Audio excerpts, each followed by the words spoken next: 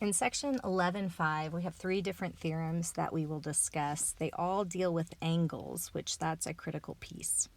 So let's look at the first one. The first one talks about when we have a tangent. So I'm going to label my tangent line and a secant.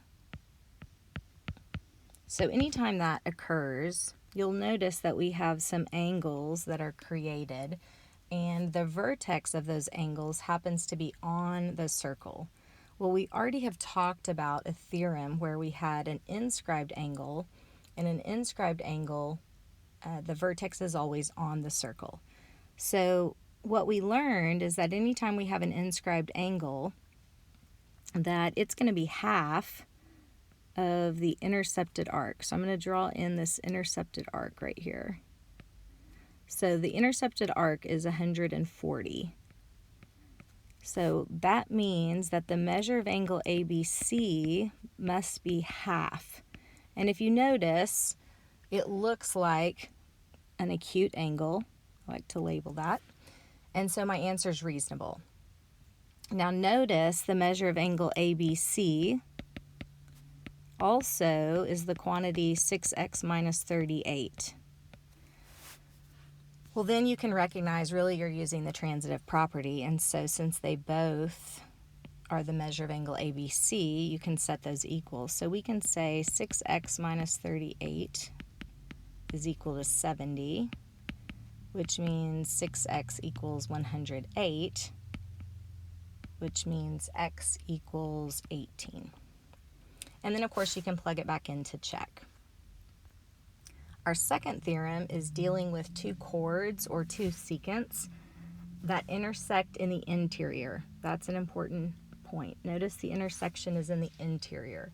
Well, what this theorem says is that the measure of the angle created, so I'm going to put a 1 right here so you know that I'm talking about this angle. The measure of the angle created is half of the sum of its intercepted arcs. So here's one of the arcs, and here's the other arc. Now, I like to think of this as an average. So what it's saying is the measure of angle WCZ is equal to 1/2 of the sum, so I'm going to say the measure of arc XY plus the measure of arc WZ. That's just an average. So when we do 1/2 and we do 75 plus 55, that's going to give us 130, which half of 130 is 65. So notice that's an average of 75 and 55. And so we can just bring down the left side, and we know the measure of angle WCZ is 65 degrees. Now notice we also know that the measure of angle WCZ is 3x plus 23. So just like the last problem, you can use the transitive property and set those equal. Now for time, I'm going to move on. But I do want you to notice that there would be another angle that has to be equivalent, right? Because these are vertical angles. So 1 and 2 are congruent. Now that same relationship, of course, you could look at this intercepted arc with this intercepted arc if I labeled like angle 3. So all of those arcs and angles have a relationship. The last theorem in this section deals with either 2 secants, it could be 2 tangents even, or as this picture shows, it's a secant and a tangent. Now what's different about this diagram is the intersection is in the exterior. That's an important point to note. So the last theorem, the intersection was in the interior, and we added and divided by 2.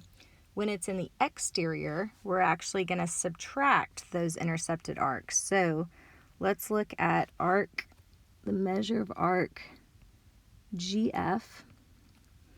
And do you see this other arc, the measure of arc HF? So the angle that's created, I'm just going to put a 1 right here. The measure of angle, I'm going to call it GDF, is equal to half the difference. So instead of the sum, we're going to be looking at the difference. So I would write that the measure of arc GF minus the measure of arc HF. And now let's plug in what I know. We'll notice, let's go back. Notice the measure of angle GDF is 4x plus 13. So I'm plugging that in, 1/2.